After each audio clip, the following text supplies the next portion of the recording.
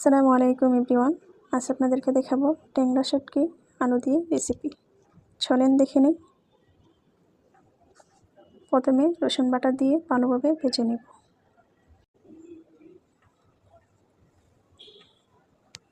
তারপর পেঁয়াজ বাটা দিয়ে দিব।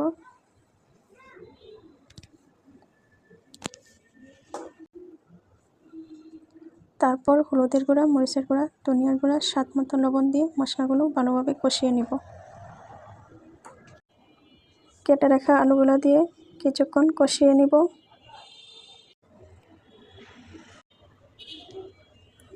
আলুগুলো কষিয়ে আসছে, তারপর ট্যাংরা শুটকিগুলো দিয়ে কিছুক্ষণ কষিয়ে নেব।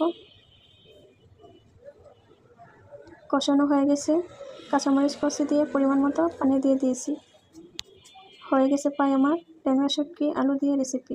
ধনিয়া পাতা দিয়ে নামিয়ে নেব। ট্যাংরা শুটকি আলু দিয়ে খেতে কিন্তু অনেক ভালো লাগে, তবে দেশি আলু দিয়ে রান্না করলে খেতে অনেক ভালো লাগে। ভালো লাগলে অবশ্যই পাশে থাকবেন। আসসালামু আলাইকুম।